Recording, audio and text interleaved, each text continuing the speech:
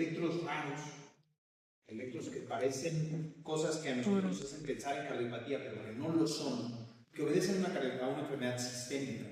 Una de las, no quiero decir deficiencias, pero sí una de las características del programa que ustedes están cursando es que están cursando cardiología en un hospital que solo ve enfermos del corazón. Un hospital especializado de tercer nivel que solo ve enfermos del corazón. Entonces, la cardiología o la consulta cardiológica en un hospital general probablemente de repente nos es un poco más extraña. No vemos con tanta frecuencia valoraciones preoperatorias, por ejemplo. Nosotros no somos un programa de entrenamiento en que los residentes sean expertos en hacer valoraciones preoperatorias. Hay otros programas de entrenamiento donde el 80% del trabajo del residente de cardiología es hacer valoraciones preoperatorias. De colecistectomía, de amputaciones de pie diabético, de apendicectomía, de fracturas de cadera, de lo que ustedes quieran. Porque son hospitales generales en donde hay cardiología. Pero también a veces las patologías que llegan a urgencias aquí pues son solamente cardiológicas. Si no son cardiológicas son referidas a otros hospitales. Entonces no nos toca ver muchas patologías de otro índole. Y a veces el electrocardiograma se vuelve una herramienta de diagnóstico utilizada por no cardiólogos, en donde se encuentran cosas muy raras y nos consultan a nosotros a ver qué opinamos. Y nosotros, formados en un hospital puramente de cardiología, pues nos vamos con el sesgo de que es una cardiopatía necesariamente. Pero vamos a ver cómo el electro a veces puede cambiar cuando no hay cardiopatía, en otras condiciones no cardiológicas.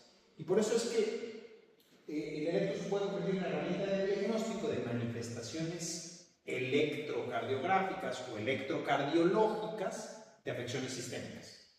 Hay afecciones sistémicas que pueden de manera secundaria dar modificaciones en el comportamiento del corazón, no por una patología cardíaca primaria, sino como una respuesta secundaria a estas, y el electro es una forma de expresarlas. Siempre que veamos una alteración electrocardiográfica, estamos viendo el impacto sobre el corazón de alguna otra cosa. O sea, no hay una manifestación electrocardiográfica que no sea porque el corazón está funcionando diferente, porque estamos viendo la actividad eléctrica del corazón. Entonces, siempre que veamos un cambio en el electrocardiograma, es que el corazón está funcionando de manera diferente. Pero a veces no es porque está enfermo, sino porque hay condiciones sistémicas que lo hacen modificar este comportamiento. Este esquemita lo hice con Gemini para tratar de resumir un poquito todas las manifestaciones sistémicas que podemos ver en el electrocardiograma. Lo podemos dividir en estos 6 subgrupos.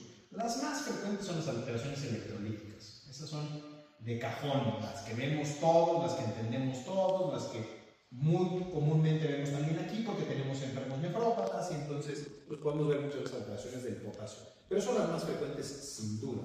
Desde alteraciones en el potasio, tanto hiper como hipocalemia, en el calcio, en el magnesio, trastornos ácido-base. Ya vamos a ir revisando cada una. Pero podemos entender que el potasio, al ser el electrolito más importante en la repolarización, las variaciones de este electrolito nos van a dar alteraciones en la repolarización que manifestaremos como cambios particularmente en la onda T y en el intervalo QT. También la acidosis y la alcalosis nos pueden dar cambios electrocardiográficos. Fundamentalmente son cambios también en la repolarización, pero muy importantemente en los umbrales de captura de los marcapasos. Y esto es algo muy relevante. El otro día me decía una paciente muy preocupada, su mamá tiene 99 años de edad. Yo le puse un marcapasos hace casi 8 años, todavía tiene batería útil, todavía está despolarizando. Pero ya la mamá está en fase terminal, está en cuidados paliativos, están muy preocupados, ella y los hermanos, pues es que, ¿qué va a pasar? No se va a morir nunca porque ahí tiene el marcapasos, no va a dejar de latir nunca su corazón. ¿Cómo le vamos a hacer para que deje de latir su corazón? Porque ya está en la fase terminal, está en cuidados paliativos. O sea, es que si va a estar el marcapaso ahí siempre, ¿cómo va a ser para que ella deje de tener latido? Y es una pregunta muy válida. Es una pregunta muy válida. Yo le explicaba a ustedes, cuando ella fallezca y entre en un estado de acidosis, porque tiene hipertensión tisular generalizada, va a dejar de capturar el marcapasos. Y entonces no va a haber despolarización, no va a haber latido cardíaco, y ella va a dejar de tener latido cardíaco, va a ser asistolia, a pesar de marcapasos, por falla de captura. Ustedes habrán visto muchas veces en la unidad coronaria en urgencias, cuando se vuelve un paciente con marcapasos, incluso transitorio, lo que hace es falla de captura, ¿no? Por la acidosis. Entonces, son manifestaciones del electro que vamos a ver cuando el paciente caiga en estas condiciones. El problema es endócrinos, hipotiroidismo, que es muy frecuente, lo que va a hacer es prolongar también la repolarización, dar bradicardia, reducción en la variabilidad de la frecuencia cardíaca, este parámetro que hoy cada vez más es motivo de consulta. ¿Cuántos de los que están aquí tienen algún dispositivo que mida la frecuencia cardíaca? ¿No? Pues así, más de una tercera parte. Todos estos dispositivos les miden variabilidad de la frecuencia cardíaca y les reportan variabilidad de la frecuencia cardíaca. Entonces, la reducción de la variabilidad de la frecuencia cardíaca nosotros la entendemos casi siempre como el paciente con falla cardíaca, que tiene activación del sistema nervioso simpático y baja su variabilidad y lo pone en más riesgo de muerte súbita. Pero en personas sanas, un cambio en la variabilidad de la frecuencia cardíaca, particularmente reducción, se puede ver en el hipotiroidismo o en la infrasustitución tiroidea. Entonces, ahora cada vez más podrá ser un mecanismo de valoración cuando tengo yo pacientes que traen la GUP, ¿no? Esta bandita que les vi todos, o el Aura Ring, pacientes muy monitorizados que son hipotiroideos y neutiroides, de repente dicen, oye, es que me está bajando la variabilidad de la frecuencia cardíaca. Una causa podría ser, pues te está faltando sustitución tiroidea, por ejemplo, puede ser una de las razones, ¿no? También pacientes con diabetes, particularmente esto sucede más con los pacientes con diabetes tipo 1, pero todos los que hacen estos fenómenos de hipoglucemia nocturna prolongan el QT durante la noche por hipoglucemia, podría ser una manifestación electrocardiográfica del proceso sistémico. Conocemos perfecto todas las manifestaciones de tromboembolia pulmonar, alteraciones del sistema nervioso central, por ejemplo, hemorragias subaracnoideas, accidentes cerebrovasculares tipo isquémico, trastornos nutricionales como la anorexia y enfermedades inflamatorias como la amiloidosis, que para todos es conocido. Cambios en hipercalemia, esto los vemos muy frecuente. ¿Qué es lo que ocurre en el paciente con hipercalemia? El paciente con hipercalemia leve empieza a tener una concentración de potasio extracelular más importante. Y por lo tanto, el gradiente de potasio extracelular contra intracelular se hace más importante. Si yo tengo un gradiente más importante, tengo más presión para el flujo de potasio en la repolarización. Por lo tanto, ¿qué ocurre con mi repolarización? Si yo tengo más gradientes, si yo estoy empujando más el potasio, mi repolarización dura menos. ¿Por qué dura menos? Pues porque tengo más fuerza para que el potasio entre a la célula. Y si dura menos mi repolarización, ¿qué voy a ver? Se me va a cortar el intervalo glúteo. Se me va a hacer chiquito el glúteo. Y como el cambio de voltaje es más rápido, voy a ver ondas T mucho más acuminadas, mucho más rápidas de inscripción, tanto de vértices más pronunciados como de duración más corta. Y entonces voy a ir viendo que la onda T se va a ir haciendo cada vez de mayor voltaje y de mayor ángulo, con un QT corto. ¿Qué pasa si esto progresa? Ya no solo voy a tener alteraciones en la repolarización, sino la despolarización se va a empezar a volver un problema. Porque al tener tanto potasio extracelular, también ahora voy a tener menos facilidad para que entre el sodio intracelular. Y entonces la despolarización se hace más larga. Repolarización corta con despolarización larga. Y eso me empieza a impactar en el QRS. Cuando el QRS se empieza a ensanchar en hipercalemia, ese es el dato más peligroso. Siempre nos fijamos en la T porque es muy escandalosa. La T siempre es escandalosa en todas las patologías. Pero cuando el QRS se empieza a ensanchar, ahí aguas. Ahí empieza a haber problema. Y este trastorno de la despolarización no solo va al QRS, empieza a ser también el intervalo PR y empieza a ser la conducción atrioventricular.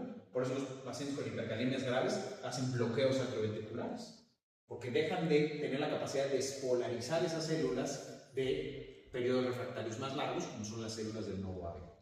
Y si esta hipercalemia progresa, pues el paciente puede caer en taquicardia ventricular y, por supuesto, finalmente en fibrilación ventricular y en asistol, dependiendo del grado de hipercalemia. Vamos a ver este primer electrocardiograma. Entonces, recuérdame tu nombre. Enrique. Ayúdanos a describirlo. ¿Qué ritmo está? Sin usar, ¿no? Tiene onda P, que precede a cada QRS. La onda P es positiva en D2, en D3, en ABF, es negativa en ABF. Ritmo sin usar. Una buena frecuencia cardíaca. 300, 150, 100, 75, como 70 latidos por minuto. ¿El eje eléctrico dónde está? Digo esto para aprovechar ese ejercicio. D1 está positivo y ABF está negativo. Está en el cuadrante superior izquierdo. Si te vas a la isoifásica, a mí me gusta mucho acomodar los electros así: D1, 2, D3, ABR, ABL y ABF. Esto es muy útil, por ejemplo, en las extrasístoles ventriculares para tratar de mapear el origen, pero también le sirve rápido para ver el eje. ¿Cuál es la más isoifásica? ¿D1 es isoifásica? No. ¿D2 no? ¿D3 no? ¿ABR? Pudiera ser. ¿ABL no? ABF no. ¿Cuál es la que más nos pareció isoifásica? ABR. Si ABR es isoifásica, ¿cuál es su perpendicular? D3. D3, que va de menos 60 a más 120. Si está en el cuadrante superior izquierdo, pues está en menos. ¿Eso es normal o anormal? Anormal. ¿Causas de desviación del eje izquierdo? Bloqueo de rama. Bloqueo de rama izquierda, bloqueo de fascículo anterior, hipertrofia ventricular izquierda, Infarto inferior, no. En este caso, vean el TD en ABL, que está súper prolongado. Empieza aquí, termina acá. Casi tiene 3 cuadritos de TD. Tiene un bloqueo fascículo anterior muy clavado. Pero bueno, lo que nos truje ahorita es ver esto. Vean la T. T's hiperagudas, discordantes con el QRS. ¿Qué podría ser este caso? Estamos hablando de trastornos electrolíticos. ¿Qué trastorno electrolítico podría ser? ¿Cuánto tiene de QT corregido este paciente? 341. ¿Esto está normal o anormal? Está corto. Tiene un potasio de 7.1. Electro del paciente con hipercalemia. ¿El QRS ya está afectado? No. No quiere decir que no tenga datos de toxicidad por la hipercalemia. Simplemente quiere decir que todavía no tiene afección ni en la conducción AB ni en el QRS. Entonces, ahora, en la hipocalemia, a la vez, esta fue hipercalemia. La hipocalemia tienes muy poco potasio. Por lo tanto, tu repolarización se vuelve lenta, porque el gradiente de entrada de potasio disminuye. Y como disminuye el gradiente, pues la velocidad de la repolarización es más lenta, el tiempo de despolarización es más larga. Lo primero que va a pasar pues, es que tu tiempo de repolarización se prolonga, tu QT se prolonga. El alargamiento del QT es característico de la hipocalemia. Y al alargar el QT incluso puedes empezar a ver manifestaciones electrocardiográficas que difícilmente vemos en un electro normal, como la onda U. ¿A qué corresponde la onda U? Según despolarización de los músculos papilares. Despolarización de los músculos papilares es una de las teorías. ¿Alguien sabe alguna otra? Las bases de los ventrículos, de ambos ventrículos, las regiones más posteriores que se despolarizan. ¿Qué otra? Que se repolarizan. Las células M. ¿Las células M? ¿Sí? ¿Alguien sabe algo más? ¿Cuál es la teoría hoy más aceptada de la aparición de la onda U? ¿En qué fase del ciclo cardíaco se da la onda? Diástole. ¿Pero qué fase de la diástole justamente? ¿Inicio de la diástole, final de la diástole, mitad de la diástole? Final. Inicio de la diástole. Acuérdense, el QT es la sístole eléctrica del corazón. Al terminar la onda T, empieza la diástole. ¿Cuál es la primera fase de la diástole? El llenado ventricular rápido. Llenado ventricular rápido. La teoría más aceptada hoy es que existen potenciales eléctricos mecánicos que se dan en el llenado ventricular rápido. Cuando termina la relajación isovolumétrica y cae un gran volumen de sangre, puede haber aparición de potenciales eléctricos. Normalmente, si este periodo es muy largo, esos potenciales son más evidentes. Por ejemplo, en bradicardias extremas. Por ejemplo, en QTs muy largos. Tienes mucho tiempo de repolarización y por lo tanto tienes más caída de sangre a los ventrículos y manifiestas la onda U. Entonces se va a ver más en bradicardia, se va a ver más en repolarizaciones largas, se va a ver más en tórax con menos impedancia, que puedes ver estos potenciales de bajo voltaje en realidad, entonces en niños, en atletas, en gente muy delgadita. O se va a ver, por ejemplo, en hipocalemia, porque tienes mucho tiempo de diástole, mucho tiempo de repolarización, y es más probable que lo llegues a ver. Ahora, además de tener entonces QT largo, onda U, las T's van a estar aplanadas porque tu gradiente de repolarización bajó, el voltaje de la repolarización bajó. Estos QT largos te ponen en más riesgo de hacer arritmias por entrada intraventricular, como la característica taquicardia helicoidal polimorfa o tos adecuada o puntas torcidas típicas del QT largo. Entonces veamos un ejemplo. Este paciente que está también en ritmo sinusal, T que precede a cada QRS, con una frecuencia 300, 150, 100, 75, como 70 latidos por minuto también. El eje eléctrico tiene D1 positivo con ABF isodifásico, está casi a 0 grados. Vean ahora lo que nos interesa, la onda T de base más ancha, no disminuida en voltaje, pero sí de base más ancha. Esto les podría hablar de hipocalemia. Sí. Parece no una T de bajo voltaje como las que vimos, pero sí tiene una base ancha. Si le medimos el QT corregido, sale en 440, está limítrofe. Este paciente tiene un potasio de 4.5, que está prácticamente en el límite de lo normal. Y realmente lo que tuvo fue una oclusión de la coronaria descendente anterior próxima. Entonces acuérdense, no todo trastorno, ahorita que estamos viendo los electrolíticos, no todos los trastornos de la T son electrolitos. No dejen de pensar que también existe la isquemia, a pesar de que estén pensando simplemente en electrolitos. No dejen de pensar que también existe la isquemia. ¿Cuál es la diferencia? Que el hipocalemia hubiera tenido un QT más largo. El QT se prolonga muchísimo. Entonces, un cambio en la onda T como este, sin un cambio tan importante en el intervalo QT, difícilmente piensen que la única causa son electrolitos. Vamos a ver este otro electrocardiograma. La definición del proyector no se alcanza a ver muy bien.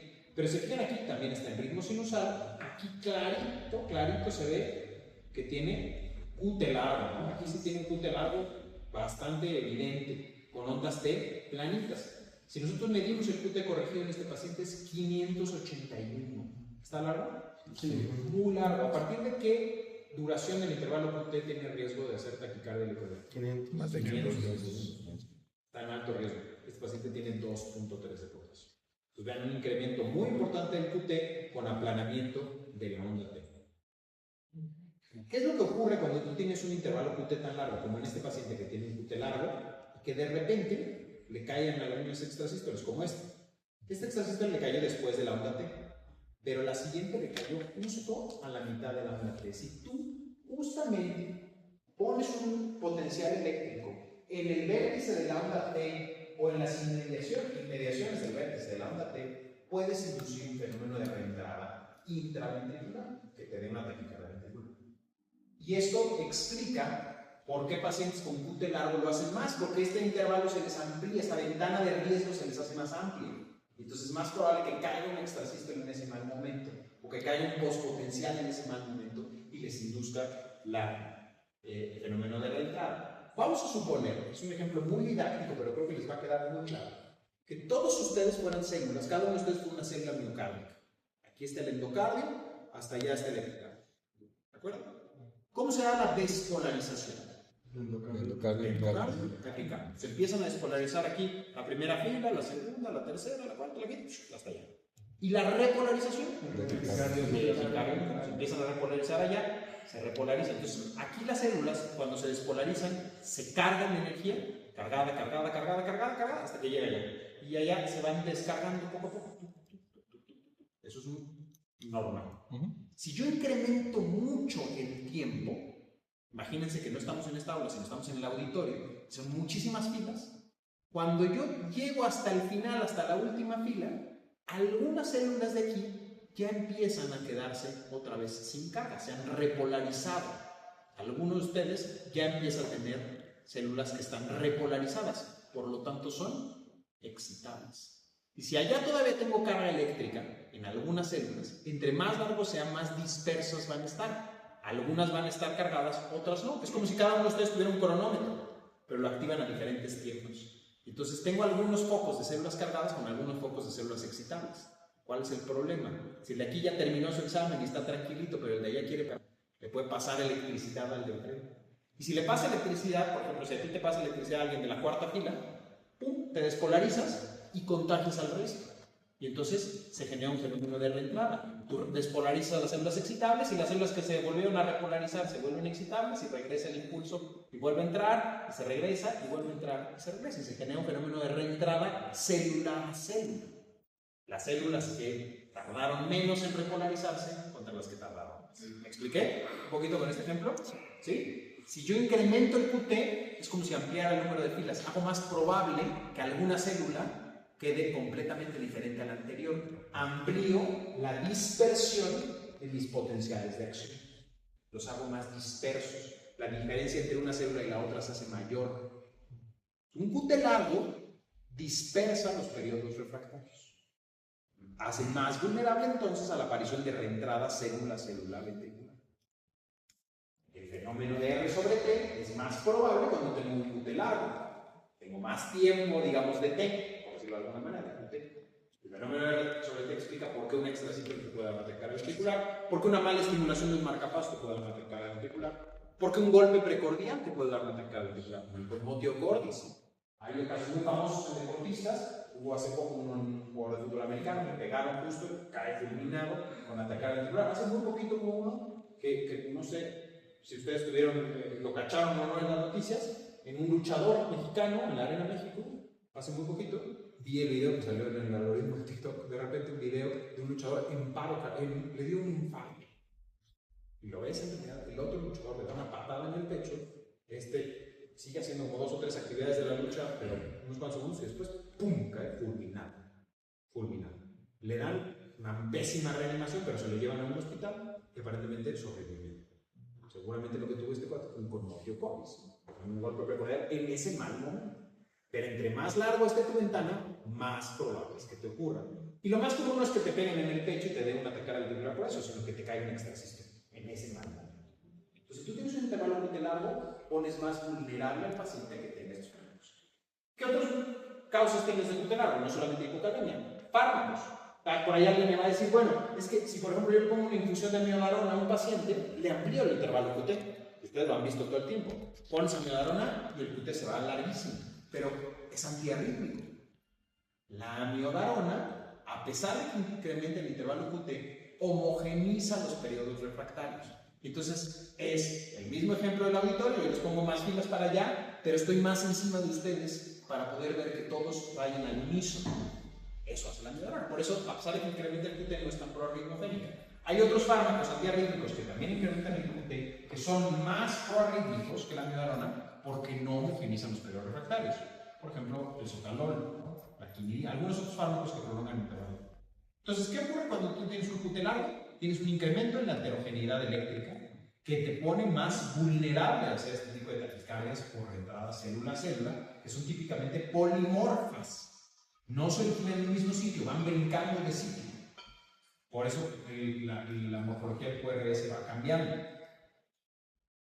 Aquí tenemos un ejemplo de un paciente que está monitorizado, es una tira de un monitor, que de repente empieza a tener extrasistoles muy tempranas. De repente, muy cerquita de la onda T está extra, de repente tiene un ritmo normal, con un QT largo, un ritmo normal y otra extra muy temprana, hasta que una maldita extra le cae muy cerquita y le induce estos rachitas de taquicardia ventricular no sostenida. Polimorfas, afortunadamente no sostenida, como la que tienen aquí, la taquicardia del nuclear, en este caso también no sostenida. Entonces, el QT largo te pone en más riesgo de ser esto. Uno de los grandes problemas que existe con el intervalo QT es la medición. Parece que es sencilla, pero no lo es. Por ahí hay un estudio, no lo voy a sacar, no lo sé acá, pero lo pueden buscar, en donde tuvieron a bien poner una serie de electrocardiogramas y poner estudiantes de medicina que ya habían llevado curso de electro, médicos internos, residentes de medicina interna, residentes de cardiología, cardiólogos y electrofisiólogos a medir el intervalo QT. Y la variabilidad entre los observadores era altísima, altísima. Es tan alta y es tan reconocido esto que en este mismo hospital, no voy a citar ejemplos, hay personas, pero hay gente que no cree cuando le miden un intervalo QT y pasaba con eso a la residente de electrofisiología, que llegaban electros para medir el QT. No, quiero que lo mida el doctor Iturralde. Van a un residente a que mida, el paciente de cardiología pediátrica, a que el doctor Iturralde midiera el QT del jefe de servicio. Porque estamos conscientes de que existe esta variabilidad. Pero bueno, no debería de ser un problema si tenemos una técnica estándar. Esta es la recomendación ideal. La mejor forma de medir el intervalo QT es tomar una derivación en donde se vea bien el final de la T. Esto, lo más probable es que ocurra en D2 o en las precordiales, particularmente B1 o en B5 o B6. Tomen ustedes la precordial en donde mejor se vea que termina el intervalo QT. Lo que van a hacer es tomar una línea del inicio del QRS, poner una línea en donde termina la onda T. Ahora, la onda T no termina a veces finito, filosa en un punto, sino va a la rama descendente de la onda T. Donde esa rama descendente toque la línea de base, ahí es donde termina la onda T. Entonces, una técnica, un truco, un tip que les doy es tracen una línea que vaya exactamente sobre la línea recta, sobre la línea descendente de la onda T, y en el punto en donde esa línea toque la línea de base, ahí se acabó la onda T. Es decir, la rama descendente de la onda T la utilizan como referencia para proyectar una línea sobre esa, y donde esa línea que ustedes proyectaron tope con la línea de base del electro, ahí es donde tienen que medirlo. Imagínense, aquí tienes la línea de la rama descendente de la onda T, yo proyecto una sobre esta, y donde toque, ahí es donde termina la onda T. Esa es la mejor manera de medir, tratar de proyectarlo. Por eso les digo siempre, el electro es para que lo rayen, para que lo utilicen, es una herramienta. Si ustedes toman una regla y le trazan una línea y le rayan ahí, yo voy a saber incluso cuando veas el expediente después dónde midieron el QT. En dónde fue que marcaron ese punto para ver si está bien medido o mal medido. Y en ese punto van a tener ustedes el fin del intervalo QT. Miden en segundos. ¿Cuál es esa distancia? Las fórmulas se basan en segundos, particularmente Bassett, que no se basa en segundos. Y lo corrigen a la frecuencia cardíaca. Lo ideal es hacerlo en 3 a 5 ciclos consecutivos y sacar un promedio. Si está en ritmo sinusal es mucho más confiable. Si está en FA, a veces los promedios tienen que ser más amplios. Y recuerden ustedes esto que es clave, que el intervalo QT es inversamente proporcional a la frecuencia. Hay varias fórmulas para la corrección del intervalo QT. La que más utilizamos es la fórmula de Bassett. Sobre todo la fórmula de Bassett es la que está más estudiada para la modificación que hacen los fármacos del intervalo QT. Siempre que un fármaco se prueba desde el punto de vista de bioseguridad, requiere que se mida el intervalo QT para ver si no lo prolonga. Y se mide siempre con la frecuencia cardíaca basal y con el Bassett como la medición de corrección. Pero existen otras fórmulas, el Framingham, Fredericia, que usamos mucho también acá, Hodges, algunos otros, y vean la correlación que existe. Estas son las diferentes fórmulas, por ejemplo, Bassett contra Fredericia y el nomograma, a diferentes intervalos de ciclo, es decir, a diferentes frecuencias cardíacas. Si un sujeto va a 60 latidos por minuto, ¿cuánto es la longitud de su ciclo cardíaco? Si un paciente va a 60 latidos por minuto, ¿cuánto le dura un ciclo cardíaco? 60 latidos por minuto. Un segundo. Un segundo, que son 1000 milisegundos. Su longitud de ciclo son 1000 milisegundos. Si ese paciente va en taquicardia, ¿cuánto le durarán esos ciclos? ¿Más o menos? Menos. 800, 600. Si va a 600, estará a 100 latidos por minuto. Si va a 1200, estará más lento, estará más o menos a 50 latidos por minuto. Entre 50 latidos por minuto y 120 latidos por minuto, ven que la correlación es prácticamente homogénea entre las fórmulas. Pero les pongo más sencillito, con frecuencia cardíaca. En este cálculo es entre 80 y 120 de frecuencia cardíaca. Ven como la mayoría de las fórmulas se comportan estables. Entre 80 y 100 prácticamente no hay diferencia. Ya en taquicardia la fórmula de Bassett puede ser sobreestimar el QT. La fórmula de Bassett tiende a sobreestimarlo en taquicardia. Pero en frecuencias normales todas se comportan más o menos de manera semejante. El intervalo QT corregido cambia de acuerdo a la edad y de acuerdo al género. Esto es muy relevante. Muchos de ustedes no ven niños aquí, o vemos pocos niños aquí, pero afuera van a ver niños, sobre todo si se regresan a trabajar al interior del país. Es muy probable que les lleven niños, pues tienen que saber que los intervalos electrocardiográficos cambian en niños. O muchos van a interpretar holters o electros. Fíjense en la edad, es muy relevante. En los niños, el QT es más corto que en los adultos. QT es un poquito más corto en los niños. En las mujeres, el QT es más largo. Entonces, en un hombre adulto, el QT normal es menor a 430, en una mujer adulta menor a 450. Por promedio decimos 440, pero en mujeres puede ser un poquito más largo. El QT largo puede ser primario, como los síndromes de QT largo congénito, Romano Ward, los que ustedes quieran, QT largo tipo 1, tipo 2, tipo 3, tipo 12, o secundario, que esto es lo que más vemos nosotros. ¿Secundario a qué? A cardiopatía isquémica, a trastornos electrolíticos, a fármacos, a todas las condiciones que estamos viendo ahora como enfermedades sistémicas. El riesgo de hacer una taquicardia helicoidal cuando se utilizan fármacos no cardiovasculares es 1 por cada 100.000 personas. No es tan raro, no es tan raro. Entonces tenemos que estar vigilando estas condiciones. Y por supuesto pues hay causas que pueden contribuir. Imagínense por ejemplo, tienes un paciente que tiene náusea y vómito, que por el vómito está perdiendo potasio, entonces ya está con hipocalemia, y que además es un paciente oncológico. Entonces le están dando fármacos que pueden darle más náuseas. ¿Qué es la conducta habitual en cualquier hospital donde ustedes hacen medicina interna o en un hospital donde ven mucho hongo, con un paciente en quimio, oncológico, nauseoso y con vómito? Vamos a pasar ondansetron. El ondansetron también incrementa el QT. Tienes la hipocalemia, tienes la propia náusea, los fármacos de quimioterapia y el ondansetron, y de repente es en 500 el QT. No, pues es el cáncer de mama. ¿Causa de muerte? Cáncer de mama, cáncer de colon.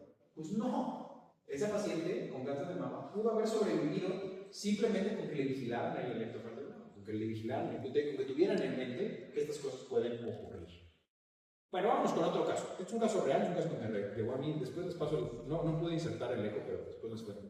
Es una mujer de 22 años que llegó a urgencias por 5. Tiene historia de pérdida de peso de 40 kilos. Tiene índice más corporal hoy de 14. La pérdida de peso fue voluntaria y fue por anorexia. La paciente dejó de comer, se veía muy gorda, quería bajar de peso, ya no come, los papás no pueden hacer que coma, no hay manera y se sincopa. Y llega a urgencias con este electrocardiograma. Vean ustedes, lo primero que piensan los urgenciólogos es, tiene un síndrome coronario. Vamos a hablarle al cardiólogo, vamos a pedirle enzimas porque tiene un síndrome coronario. ¿Por qué pensaron eso? Pues porque tiene desinversias en la cara inferior, infradesnivel del segmento CT, infradesnivel del segmento CT acá también. Entonces parecería. Pero la paciente no tiene dolor torácico, no tiene cuadro clínico, tuvo un síncope, sí, pero está hipotensa, está bradicárdica, aquí no tanto, pero estaba bradicárdica, hipotensa, y cuando le midieron en laboratorios, ya les dio luz que tenía 2.7 de peso. Y eso hizo que incrementara el intervalo QT, que tuviera cambios en la polarización. Vamos a medir en esta paciente específicamente el intervalo QT y vamos a decir este acercamiento para que vean algo interesante. Vean, desde aquí empezaremos a medir el intervalo QT hasta acá. Pues marcamos una línea desde el inicio del QRS y vamos a marcar una línea donde termina la onda T en este ciclo. ¿Dónde termina la onda T? ¿Termina acá? ¿Termina acá? ¿Qué es lo que estamos viendo ahí? Es una onda U. Exacto. Entonces, vamos a medir el QT. ¿Lo medimos con U o lo medimos sin U? ¿Es QT o QT? Es con la U. Es con la U. Bueno, hoy la recomendación es, si la onda U forma parte de la onda T, es decir, está en la onda T, como un empastamiento de la onda T, se mide con la onda U. Si la onda T termina en la línea de base y después se pone la onda U, se toma nada más en QT. Y ustedes tienen que especificar qué midieron, si QT o QTU, para que tengamos una referencia. No está mal medirlo, pero pueden tomar QT o QTU. Si la onda U está separada, como aquí, de la onda T. Vean cómo la onda T llega ya a la línea de base y después se pone la U. Es una onda independiente. Entonces, esta onda independiente hace que midamos el QT sin la U. Y midiéndolo sin la U nos dio 440 milisegundos. Pero esta paciente iba con un ciclo de 760. Es decir, iba un poquito rápido. Entonces, haciendo la corrección nos da un QT corregido de 508 milisegundos, que es largo para ella y representa un problema y un riesgo. Este QT corregido y es parte de la indicación de corrección aguda de hipocampo. Entonces, normalmente se mide QT con la U cuando la U forma parte de la T. Si la T ya llegó a la línea de base, ya se acabó y la U es independiente, ya no lo tomas en cuenta. Este es otro ejemplo sacado de un libro de un paciente con hipercalemia. Vean el panel A, es el momento de máxima hipercalemia. Aquí tenía 9 de potasio este paciente. ¿Qué ritmo tiene? ¿Tiene QRS ancho o QRS ancho? Es un ritmo que es infragicial. Podría ser de la unión, que se llama ilioventricular, o podría ser un ritmo ventricular. O sea, el origen de la despolarización es el ventrículo. ¿Alguien ha oído hablar del ritmo sinoventricular? ¿Qué es el ritmo sinoventricular? Pues que se ve como si fuera una S, como una onda sinusal, o sinusal de la función de seno, pues, de las matemáticas. Es un seno matemático. Ajá. No tanto. ¿De dónde viene el ritmo sinoventricular? Del nodo sinusal y el ventrículo. Es decir, es un ritmo que se origina en el nodo sinusal, que no despolariza la aurícula, pero que sí despolariza el ventrículo. Y esto sucede en hipercalemia grave, que las células auriculares no son despolarizables ya, solo los tractos internodales, y tienes evidencia de actividad auricular sinusal y despolarización ventricular. Es decir, los tractos internodales se bypasean la aurícula y conectan a nivel ventricular, y ahí es el despolarización ventricular. Esto no podría descartar yo que se trate de un ritmo sinoventricular, y es común en hipercalemia extrema, ritmo sinoventricular. La mejor explicación del ritmo sinoventricular que yo conozco la da el doctor Guadalajara. Hoy en día la verdad es que no se quiebran la cabeza, sobre todo los médicos intensivistas y los urgenciólogos, con pensar en eso. Es un ritmo de QRS ancho, infragicial, ritmo ventricular. Entonces no podría estar mal si ponen que es ritmo ventricular o ventricular o ritmo sinoventricular, porque no hay evidencia. La única manera de evidenciarlo sería tener un catéter en la aurícula, que eso hay experimentos. Catéter en la aurícula que demuestra la despolarización sinusal y tiempo después de la despolarización ventricular. Entonces ahí tienes, nació en el nodo sinusal, condujo por vías internodales y llegó al nodo. Pasó el nodo B y llegó al BT. Ahora, este paciente se empieza a dializar. Y vean cómo lo primero que le cambia es, se separa el QRS de la onda T, se hace más cortito el QRS. Estamos viendo aquí el fenómeno al revés, de mejoría. Cuando estaba más tronado, se pegan casi, QRS se hace tan ancho que empieza a tener corto el ST y la onda T está muy pegadita. Después empieza a tener un QRS más estrecho, empieza a tener diferencia con la onda T. Después el QRS se vuelve haciendo más estrecho y la onda T se separa, pero sigue teniendo una onda T muy amplia, sigue teniendo un QT muy largo, porque sigue teniendo hipercalemia. Va mejorando y después poco a poco se ve más diferente el QRS estrechito y la onda T separada con un QT más enorme. Vamos a poner aquí este otro ejemplo. Otra condición diferente que causa alteraciones. ¿Qué alteración electrocardiográfica le ves? ¿Cuál es tu nombre? Perdón, ¿me recuerdas atrás? Paola. ¿Qué le ves raro a este electrocardiograma?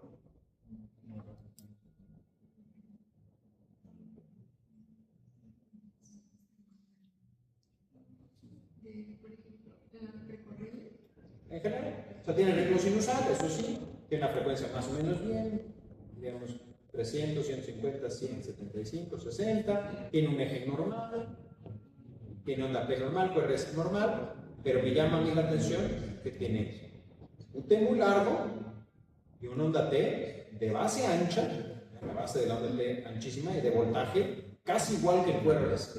Eso no es normal. Un trastorno de la repolarización, en donde tienes QT largo y ondas T de alto voltaje. De acuerdo a lo visto, ¿qué podría ser? ¿Hipercalemia? Hipocalemia podría ser. ¿Qué otra cosa podría ser? ¿Podría ser isquemia? Sí, podría ser isquemia. También, no tengo problema. ¿Qué otra cosa podría ser? ¿Alguien sabe de otros cambios así muy marcados en la repolarización? En enfermedad no cardíaca. Trastornos del calcio. Trastornos del calcio, ¿cuál? La hipocalcia que te da QT largo, pero te plana. Vale. Hemorragia subaracnoidea. La hemorragia subaracnoidea, típicamente, las hemorragias subaracnoideas masivas, Fisher 2 en adelante, te pueden dar alteraciones de la repolarización. Particularmente, T's muy positivas con QT largo o T's muy negativas con QT largo. ¿Por qué? No es solamente por coincidencia. Algo tiene que estar pasando. ¿Qué creen que esté pasando? Que pueda conectar cerebro sufriendo con corazón repolarizándose lento. ¿Qué conecta el cerebro y el corazón? Sistema nervioso autónomo. ¿Simpático o parasimpático? Los dos los conectan. ¿Pero qué creen que esté ocurriendo aquí? Que te retrase tanto la repolarización. Mucho tono parasimpático. Mucho tono parasimpático, exactamente. Entonces tienes bradicardias, QTs largos, y puedes tener al mismo tiempo en esta lesión cerebral, Hernia. puedes tener un fenómeno de injuria o de lesión miocárdica secundaria, porque estás teniendo una descarga inapropiada de catecolaminas. Entonces, en los pacientes que tienen eventos cerebrovasculares agudos, particularmente las hemorragias, pero también pueden ser los isquémicos, puede haber un fenómeno de descarga autonómica agudo que puede dar lesión miocárdica transitoria. Y esto que estamos viendo aquí es un cambio en la repolarización transitoria secundario de la hemorragia subaracnoidea. Como les decía al principio, no son coincidencias electrocardiográficas, son manifestaciones electrocardiológicas de fenómenos sistémicos. El corazón algo le pasó, no es un corazón normal, algo le pasó al corazón que te está dando esto.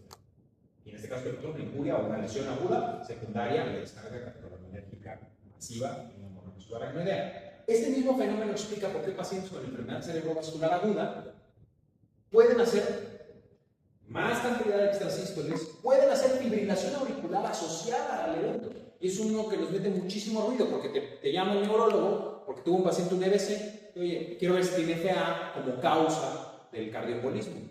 Tú lo vas a ver y está en FA. Pero ¿será FA que ya tenía previa o será FA inducida por el EBC? Porque el EBC induce por este fenómeno de descarga económica o de disautonomía. Esto lo vemos muy raro aquí. Yo la verdad, les puedo decir con todo respeto, nunca lo he visto en mi vida. Pero está escrito y les encanta preguntar en los exámenes. Es muy común en otras regiones del mundo que tienen más fibra. Las ondas. Son ondas JD2. Onda JD2, bueno, exacto. ¿Dónde está la onda JD2? En la hipotermia. Esta ondita que parecería, o sea, si tú lo ves sin conocer el contexto, dirías, a ver, tiene RSR' en B1, B2, B3 y B4, pues diría casi un bloqueo incompleto rama derecha, ¿no?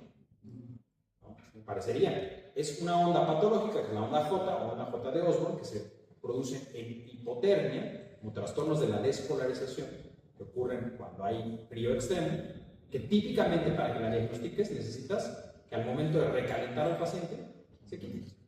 Vean ustedes, B3, B2, B3, B4 en frío, B2, B3, B4 en temperatura normal. Esto lo podemos ver más fácil nosotros, que es difícil que lleguemos a hipotermias extremas en México en general, pero lo podemos ver más en pacientes que van a hipotermia inducida por postparo, etc. Sin embargo, en una buena hipotermia no deberías de ver eso tampoco, porque es una hipotermia controlada. Este otro electrocardiograma, imagínense, es un caso real. Mujer, 54 años de edad, acude al servicio de urgencias por dolor torácico inespecífico, de varios grados de reducción, disnea y una hipertensión leve. Entonces le toman un electro, protocolo de dolor torácico. El dolor torácico clínicamente es inespecífico, me duele como punzadas, particularmente en el lado izquierdo, ¿no? Como muy uniforme, se reproduce mucho la digitopresión, no es opresivo, no es retrosternal, no tiene diaforesis, nada. Tiene 54 años, factores de riesgo nada más que está usando la perimenopausia, también fumador, nada más. Entonces le toman un electro y me llaman los médicos de urgencias. Me dicen, no, es que tenemos una paciente con dolor torácico y cambios en la repolarización en la cara anterior, tiene isquemia. ¿Y este patrón? ¿Se parece cuándo? Wellens. ¿Alguien vio algún video del patrón de Wellens? Es un Wellens descendente anterior proximal, esto es un caso grave. Le dijeron a la señora, tiene ocluida la arteria más importante del corazón desde el principio, porque tiene inversión de la onda T de B1 a B3, por lo menos. Entonces, cuando me llega el electro y me dice, mujer joven con dolor típico, me pareció, la interrogo a ella y me dice, es que pues sí llevo varios días que me dan piquetitos en el pecho, piquetitos, no opresivo. Está bien que los urgenciólogos conozcan ahora los patrones electrocardiográficos de alto riesgo, pero la clínica es lo más importante. Esta señora no tiene un síndrome coronario agudo, no tiene una oclusión proximal de la descendente anterior, pero nunca en la vida. Está en la cama, tranquila, con piquetitos en el pecho, más ansiosa que otra cosa. No, pero no es una repolarización normal, ¿o sí? ¿Por qué no? Primero, la onda T siempre sigue al QRS. Si el QRS es predominantemente negativo, la T tiende a ser negativa. Tiende. Aquí se mantiene, a pesar de que ya está la tensión se mantiene, pero cambia después en los mismos precordiales. La otra cosa que llama un poquito la atención es que tiende a ser algo simétrica. ¿No? Llama la atención. Entonces, sí tiene cambios en la repolarización, sí. Se ve rara la repolarización, pero no me cuadra para ser un síndrome coronario. ¿Alguien tiene alguna sospecha de que puede ser? Porque fue lo que íbamos a hacer. Porque estamos en eso. Muy bien. La inspiración. Epsilon en dónde se ve normalmente. El QRS, ¿no? Final del QRS y se ve más en B1 y B2, con bloqueo completo rama derecha, pensando que tuviera una miocardiopatía reumogénica, ¿no? Algo más trivial, burdo y banal. La voy a explorar. Imposible poner las precordiales a esta mujer. Imposible. Mal colocadas las precordiales. Si ustedes incluso se fijan como ABR y B1 medio se parecen. Tenía prótesis mamaria de gran volumen que estaba haciendo una capsulitis de la prótesis. Por eso tenía el dolor. La cápsula alrededor del implante estaba dando dolor. Y hay cambios en la revolución bien descritos. No, esto, cuando se les dije a los niños, dije, esto es por la prótesis. No, ¿cómo crees? Eso no es cierto, no pasa nunca. Pues mandé este artículo de 2019, que es la serie más grande que hay hasta ahora publicada, que son 28. Por eso, allí vamos a una serie más. 28 mujeres con prótesis mamarias, en donde encontraron cambios en la reproducción. Ellos ponen varias teorías que a mí no me queda tan clara. Ellos ponen una teoría de que el implante justamente bloquea los vectores de activación. Entonces, que tú pones electrodos aquí enfrente, en realidad va a estar viendo vectores bloqueados. Por eso ves menos voltaje. Eso a mí no me satisface. Me satisface más la idea de pensar que es una mala posición de los electrodos. Que en realidad estamos viendo la recorrección de las porciones más altas, como cuando ves a ver, y en realidad no estás viendo realmente un B2, un B3 y un B4 verdadero, porque estás justo en la zona en donde está la prótesis mamaria que te desplaza. Entonces, en ese paciente tal vez tenemos que buscar derivaciones diferentes. Esa es mi hipótesis. Pero pasa muy frecuente, muy frecuente. Y son cambios electrocardiográficos que no tienen, en este caso, repercusión o que estén manifestando una repercusión cardíaca de la prótesis, sino simplemente es un error, un artefacto de división. Acuérdense lo que decíamos al principio. Las enfermedades sistémicas, cuando tienen repercusión cardiovascular oficial, pueden dar cambios electrocardiográficos muy visibles. Cuando ustedes ven un cambio en el electro, siempre algo le pasó al corazón. A menos que sea un artefacto. Esto es un artefacto, aquí no le pasó nada al corazón, está perfectamente normal. Hubo, me acuerdo, una sesión general, el doctor Herrera presentó un caso de estos. Cambios en la reproducción del paciente con prótesis mágicas. Tenía cambios muy evidentes, tenía ella esa inversión de la onda T, una reproducción muy larga, acabó en coronariografía, todo, porque creía que tenía isquemia, hasta que demostró que era simplemente la reproducción. Nunca pudo hacer la demostración que quería, que hubiera sido hacer electrodos intracavitales para tener la reproducción.